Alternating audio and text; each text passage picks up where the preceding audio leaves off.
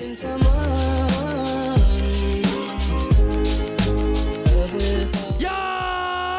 What's good, YouTube? In today's video, I have another Warzone game for you guys, and as you can tell from the title and thumbnail, we're going over my fully updated Warzone settings right now that I currently am using going into this next Vanguard Warzone Season 2, because I know a lot of people are curious, and I get a lot of comments asking about my controller settings and my sensitivity and my dead zone, just a ton of different questions that I get on a daily basis, both in my YouTube comments and my Twitch streams. By the way, I stream every single day over on twitch.tv/itsEyeQew, but I wanted to go fully through all of my settings and just keep you guys updated with all of my best settings, both visually and competitively. And I also don't want a super long intro, so real quick, if you guys are brand new here, go down below, hit the sub button, leave a like, leave a comment, hit that bell to be notified when I upload my daily videos. Without further ado, let's hop directly into the settings. Tab number 1 is keyboard and mouse. As you guys know, I do play controller, so this tab literally has no use for me. I'm sorry if you guys do play keyboard or mouse. You guys are gonna have to find a different settings video for that, but I don't play keyboard or mouse at all. So hopping directly into graphics. At the top, I actually play full screen borderless because I've actually got my PC optimized by a ton of different people, talking to a ton of different experts on the situation. And since I play 1440, I've been told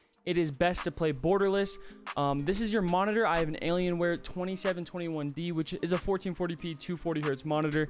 This is your graphics card. I have a 3080 GPU. I have 240 refresh rate, which is like the hertz of your monitor.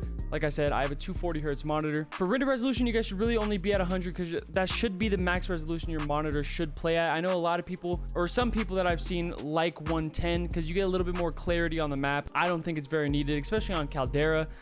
So I would run at 100. Dynamic resolution I have disabled, which cancels out this one. Aspect ratio I have automatic, disabled VSync, and unlimited frame rate limit because for the most part your PC is not going to go insane. I think sometimes on Caldera I go from 150 frames to 300. You know what I'm saying? The game is so inconsistent with how poorly optimized it is, and it's rarely going to hit the very peak it should. So you guys could really honestly just run unlimited. I have 55 brightness with the 2.2 sRGB display gamma, which is meant for monitors. I've said this in most of my settings videos. If you guys aren't on a monitor and you guys are still on like a big TV, trust me, even if you're playing the game casually, you guys are at such a huge disadvantage. I'm telling you guys, switch to a monitor if you guys can. Let that be a BenQ or even this Alienware that I use, or not even that. You guys could get like a smaller scale TV to decrease the overall delay that you guys are playing on, because most TVs that I've seen are on like a 5 ms delay, while some gaming monitors are like 0.5 ms. You know what I'm saying? So it goes crazy. Try to get on a monitor. NVIDIA highlights I've disabled, and then NVIDIA reflex low latency I have just enabled. I don't have the enable plus boost anymore. Then for the quality tab, I have 120 FOV with affected ADS field of view, and I know I get a lot of comments about how I have no recoil and like I have a Cronus, blah blah blah. Trust me, if you guys aren't on PC, which is very unfortunate, you don't have an FOV slider, with 120 FOV and affected ADS field of view, you guys have no visual recoil. When I aim my gun, I get so much less recoil than console players or people on a lower FOV, both visually and physically. I'm telling you guys, my guns don't move nearly as much, and a lot of comments stem from that, but I'm telling you guys, it is so beautiful playing this game on 120. So if you guys can, do it. And you got camera movement, which is actually one of the newer settings. I think it actually came with the Vanguard integration. You guys need to be running this on least or 50%, so you don't have a little shakiness on your screen or monitor for no reason at all. And then hop into the actual like details and texture settings, where I run most of them on lower or disabled settings just for overall performance of the game. So streaming quality I have low, high, texture filter, anisotropic. Don't know if I said that right, but I have that on high just for the overall quality and details of the game. Particle quality, another setting I actually do run high because I think this is one of the most important settings, where if I run it on low, my game looks terrible, but if I run it on high, my game looks fantastic. And it doesn't really like hinder your performance that much, so it doesn't even matter. Then I have disabled. Like I said, I run most things on lower disabled. Filming strength I have 1.0 with a 0 film grain. DLSS I have turned off because the setting is supposed to boost your frames and all that, but every single time I turn it on, my game looks so fuzzy and gross. My game just feels terrible. Then anti-aliasing I have SMAA 1X, disabled depth of field, disabled motion blur on both world and weapon. If you guys are still 2 years deep into Warzone running motion blur, I have simply no idea what to tell you guys. This is the most useless setting in the world, and it makes your game look terrible. So make sure you have motion blur turned off. And then hopping into shadow and lighting, I have low enabled, low disabled.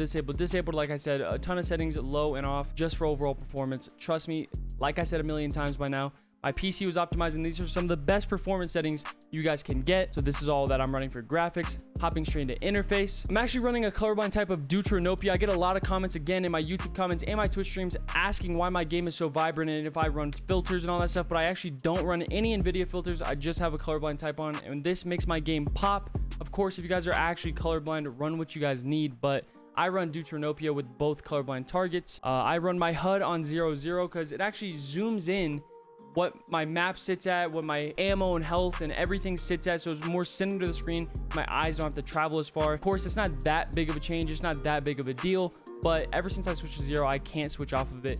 I really enjoy it. So if you guys want to, you guys could try 0 or 30 or 50, anywhere that you feel comfortable. Minimap shape, I run square. If you guys didn't actually know this, if you guys run square, it literally gives you more minimap, and for the most part, if you guys are playing Warzone, you should be on square minimap by now. That's pretty self-explanatory. So I run square, enabled, letters in 10 seconds. This is really a useless setting. Text chat, again, all this stuff is just preference. And then system, this is only a PC option, unfortunately, but these boxes right here are the top 3 boxes, top left, giving you just overall information about your system, like it literally says. But hopping straight into audio, I actually run boost high, and I know a lot of people complain about the audio with Caldera specifically.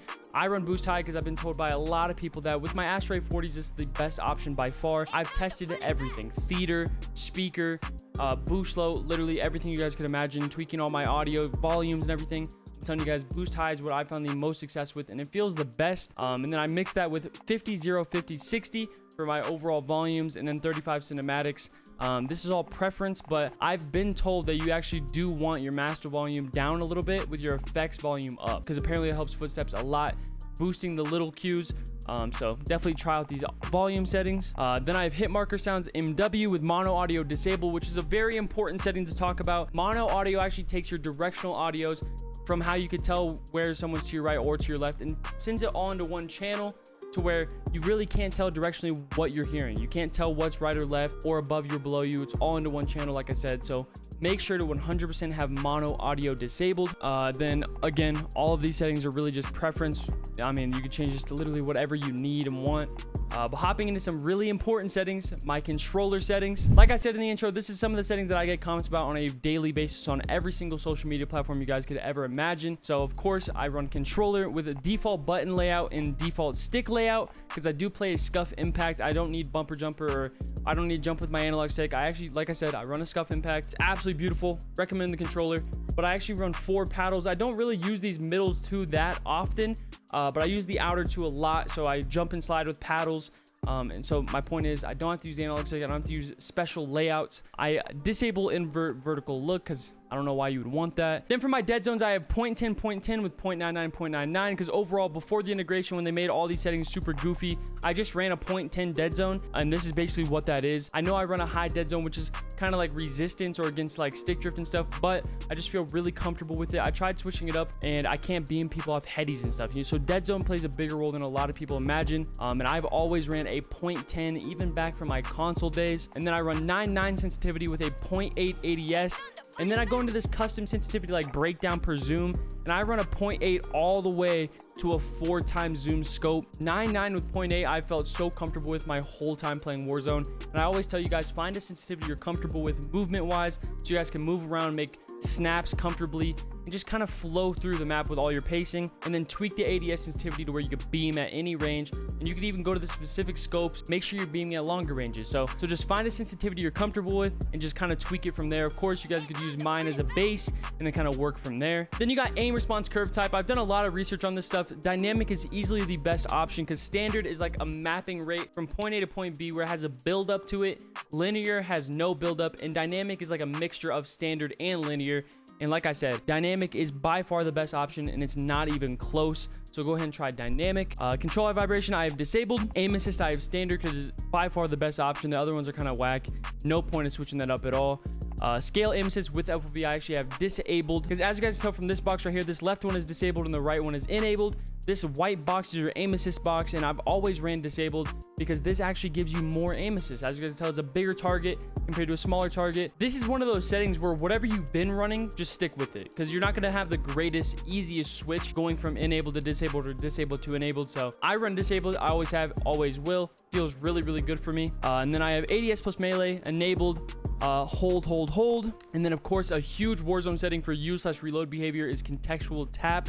It lets you tap to loot, tap to interact, tap to reload. Everything makes you just quicker overall in every single situation, flowing through the map. If you guys aren't running contextual tap, I have simply no understanding of what's going on in your brain. I need you guys to try out contextual tap, please. Makes you so much faster. And then I have enabled and applied one for my armor plates. Then I have tap to slide mixed with ATS or automatic tactical sprint, just making me quicker. And then of course I've disabled auto move forward and double tap tac sprint, which doesn't even matter because I run automatic tactical sprint. I don't have to click my left analog stick at all. And then I've enabled and disabled auto redeploy for my parachute. Overall, that is all of my updated Warzone settings going into this next Vanguard Warzone Season 2. I know I get a lot of comments on my settings